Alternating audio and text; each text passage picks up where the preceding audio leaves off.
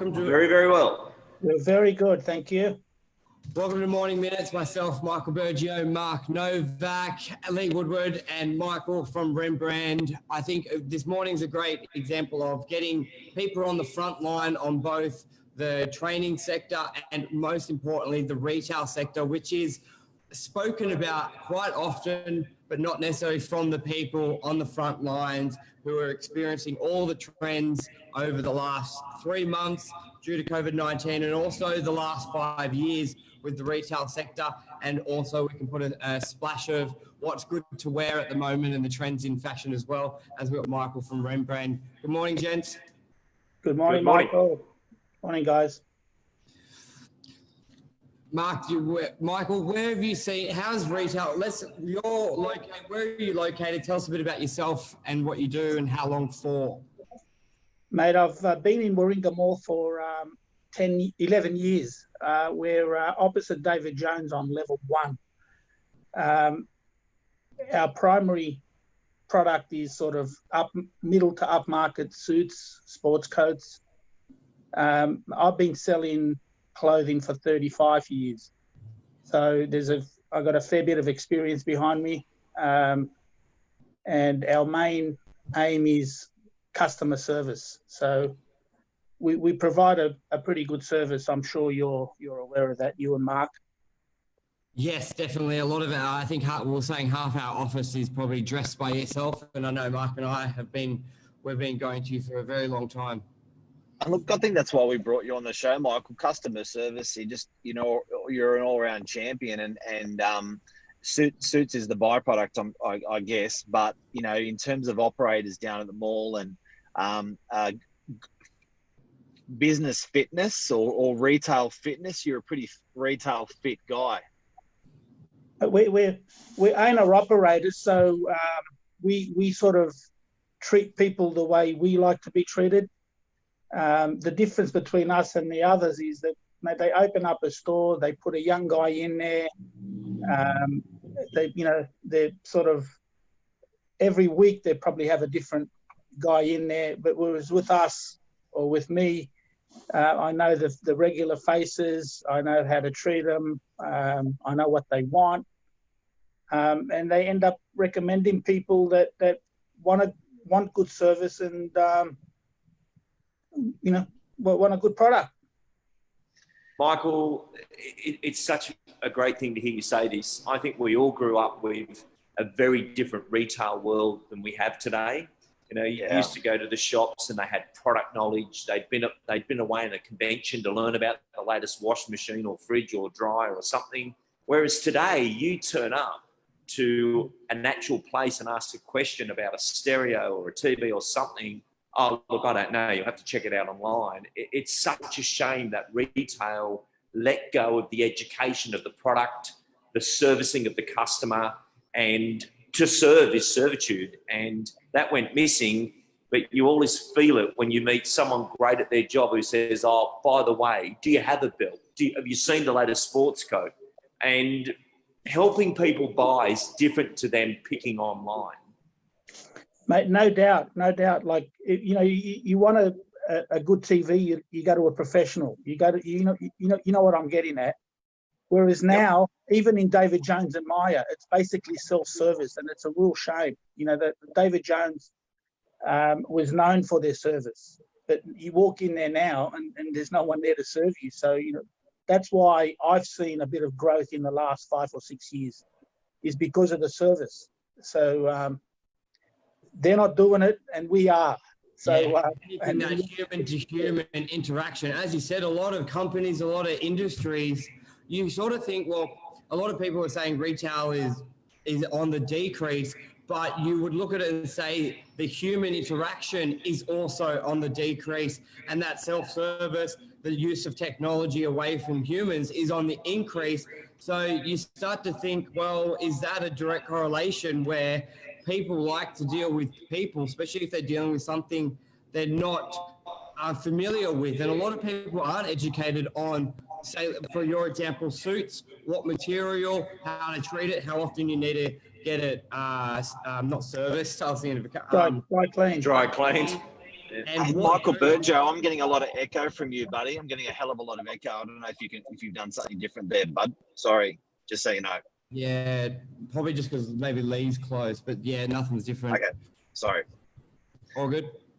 All good. You know, like if I sell a suit like to Mark or Michael, I'd want that suit to last as long as possible. I don't want to just sort of sell him a suit and then he's going to come back and whinge and complain. You know, like you know, the amount of times you dry clean the suit, what sort of chair he sits on in the office. You know, not 90% of the times, a customer wants a nice quality merino wool. Like merino wool is really nice to wear. It's comfortable. Yep. But if you go to the office and you're sitting on a synthetic chair, that's like sitting on steel wool. The suit becomes shiny. Wow. Honestly, it's like sitting on steel. If you sit on that chair naked, you'd get a rash within 5 minutes. But it's rubbing. You know, like a lot of the guys would come back with their belt loops worn out. That's because of the swiveling on the chair when they're sitting in the office. Even some of the chairs, the car seats that are synthetic, and you're wearing a nice luxury woolen suit and you're sitting on a synthetic chair, it's going to wear out pretty quickly. So I advise them on stuff like that. And that's a big point as well, which a lot of people probably, that's probably gone in that retail. And like Lee said, the education has basically gone and that service, but that like product knowledge of the product, but also of the consumer as well. And like to real estate, that's just knowing what sort of like what our owners do for work, what their needs are, of where their house needs to be, and potentially where they would like to open a business, and transporting. Like you can't take for granted in any industry knowing your consumer and then tailor making what you recommend for them as well. Like that's, I think we can say that's definitely being lost in retail, and you wonder if that's an effect of why it may not be as strong moving forward and currently. Yeah, I agree with this. I truly feel, and this is a horrible comment, but retail ended up with what it deserved. As it took away talented, mature, great caring workers and replaced them with kids with no training, it became very cold. And I think we can all remember back that you used to go into a service station and be someone there pumping petrol, helping you out, washing your windscreen. You'd be like, wow. You know, if it was a service station like that today, every mum would go there because they panic leaving the kids in the back seat as they got to go and pay the bill, but unstrapping a baby. You know, all those little things I believe are going to come back, where people will pay that additional fee to have the comfort of the knowledge. So, Michael, if I come and see you today, I'll profit from your knowledge. I didn't know that about the chairs. I need to know that.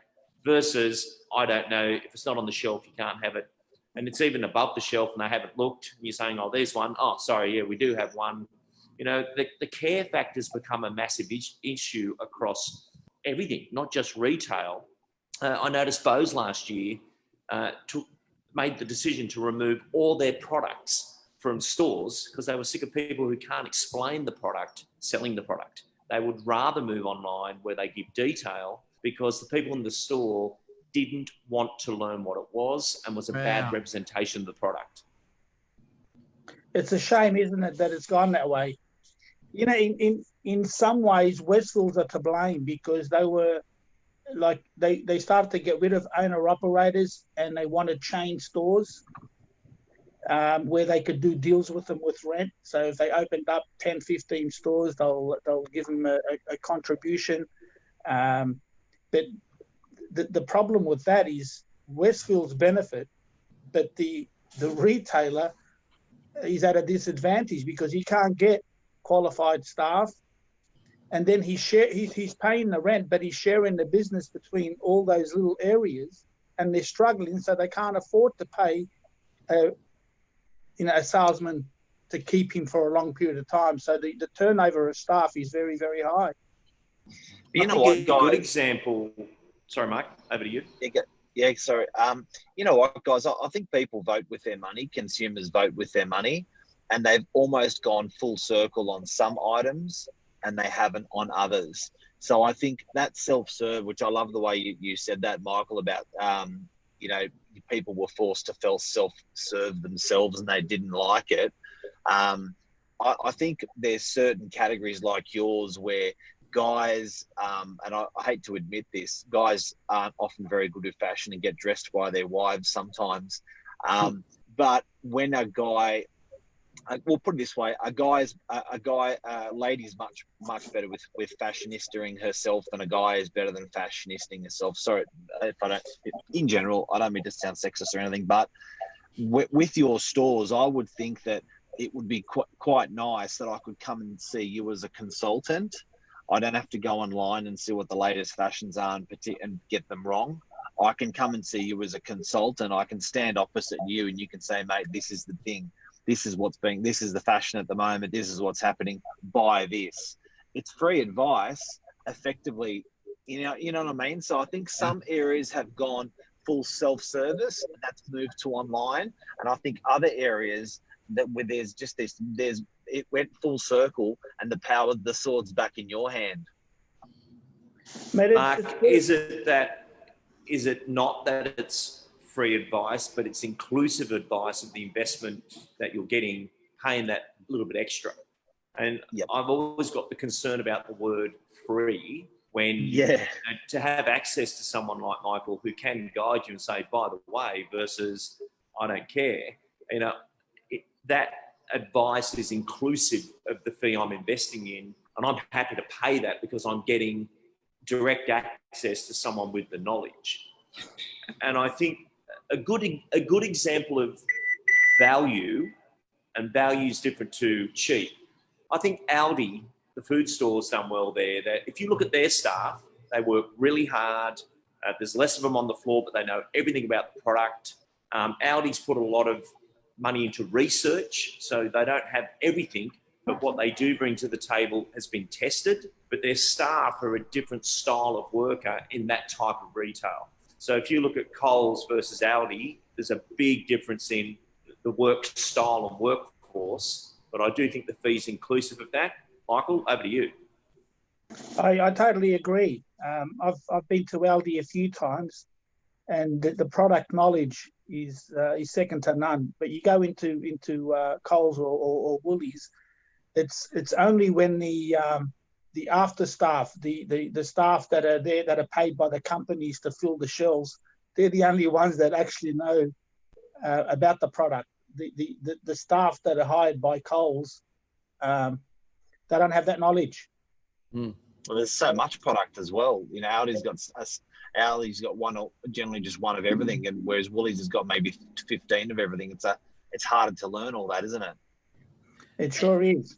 Michael, what's it like on the front line at the moment at Westfields from COVID-19? Is everything back up and running now?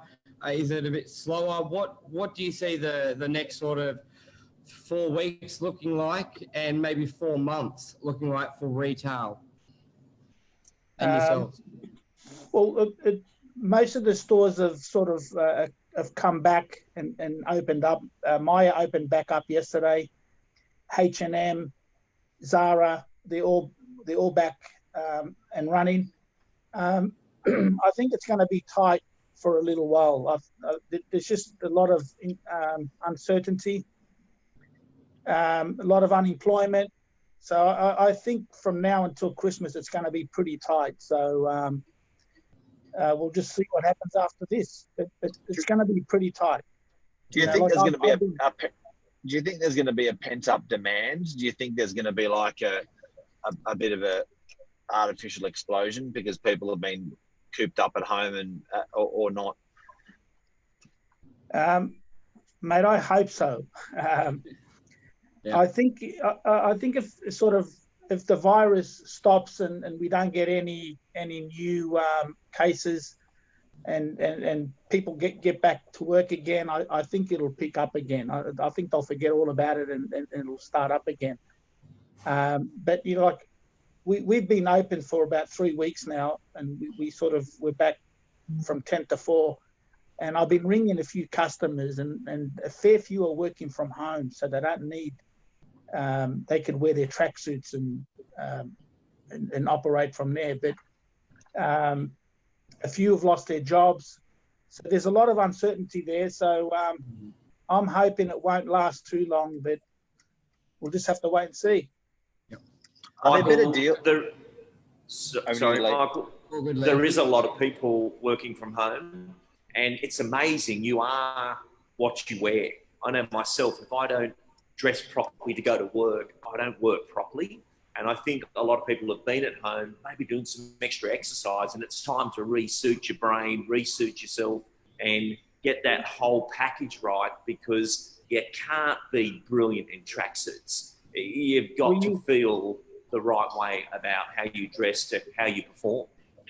Well, you can't, but you've just taught me something. So the next time I call someone and he says that to me, I'm going to put that line to you. That's a great line.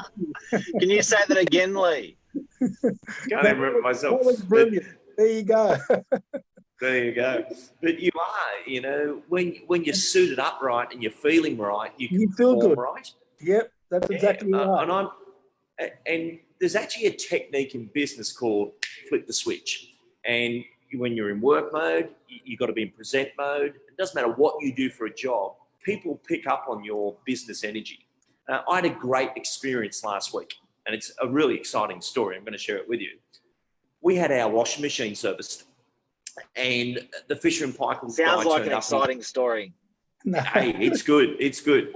So firstly, they confirmed their appointment by text. The guy was on time. He was at 7:30 by request. Turned up, saw his truck turn up. Truck was immaculate. This guy came in, and I always offer trades tea and coffee. It's just an important thing of, you know, having a good relationship with service providers. But this guy wasn't just a washing machine tech. He was a washing machine tech ninja.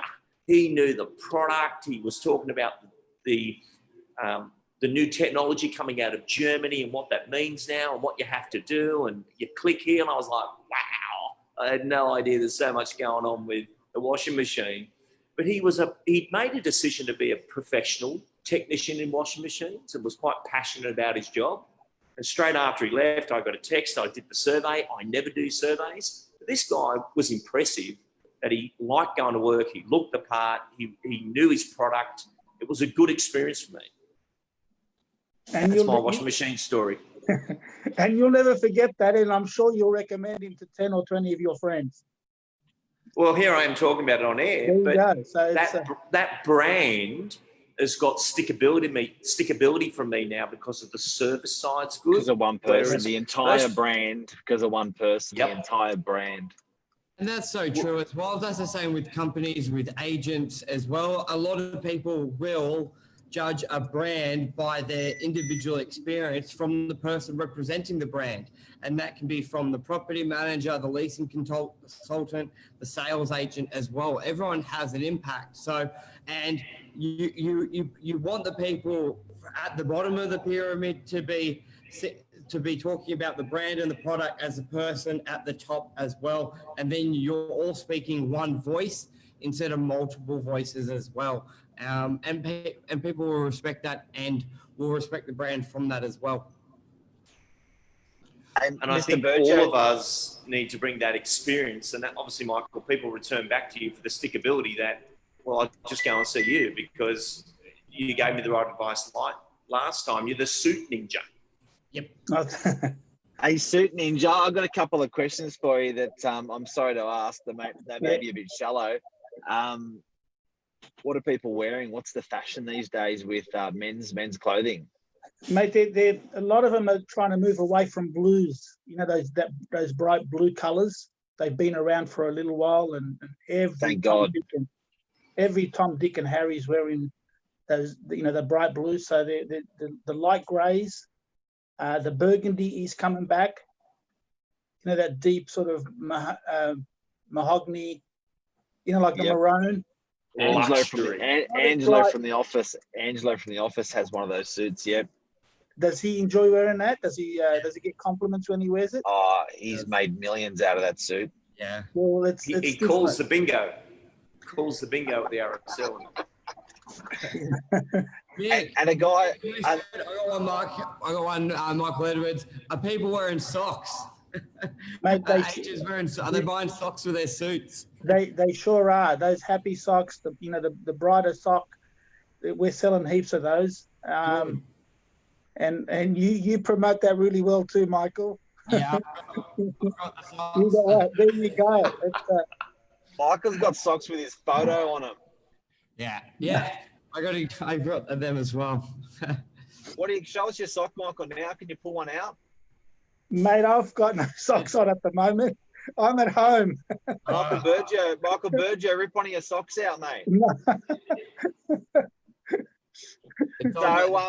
So the fashion for guys, they're the colours. Are they wearing ties much anymore? Mate, we're still selling a lot of ties, but more for weddings. But if they're not wearing ties, they're wearing pocket squares. We're selling a lot of pocket squares. A pocket square sort of dresses up the suit equivalent to a tie. Yeah, like a lot of people don't want to feel like they're choking themselves, but when they put the pocket square, they feel confident and it's as dressy as a tie. You just splash of colour as well. That's it. But we're still selling a lot of ties, but not as sort of not to business people, if you know what I mean. Yep. And Lee's an example, a shining example of 2020 high fashion. Lee, you got the sports jacket. Yeah, I do. It's interesting. I always wear a tie when doing video productions or when I'm doing my job as a presenter.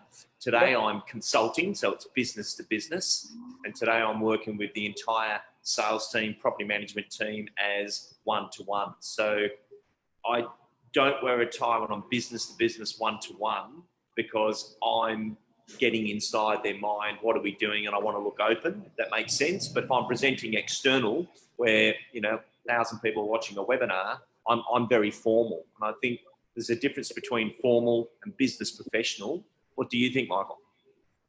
Mate, I agree. I think the way you look now, you look very professional. And as long as you got a sports coat or a jacket on, it's still dressy enough. You know what I mean? So, and you don't want to be overdressed compared to everybody else. So, no, I think what you're doing is great. I'm matching the chandelier here at Novak. Yeah. Before we wrap it up, I'd love to get your advice for anyone out there looking to open up a retail shop within any industry, selling socks, selling suits, cars, whatever it is. What's the best advice that you could give for someone looking to open up their own business and own retail in this market now? What's probably the key thing? One or two things? Mate, product knowledge would be the most important thing, and negotiating good rents. The rents in Australia is what really kills you at the moment. But hopefully after what we're going through now, rents would actually go down. But product knowledge would be the most important thing. Honestly, if you don't have that knowledge, you shouldn't open up any business, whether it's a coffee shop, clothing, car yard. You need that product knowledge. And making sure your staff do as well. There's no good if your shop's open 100 hours a week, but you're there 40 hours. You don't want it to be only have good knowledge 40% of the time. You got to make sure your employees have it. Yep. I couldn't agree more than this. In life, no matter what you do for work, all work's important, but you do make a decision, and anyone can make this decision right now. Am I a professional or am I an amateur?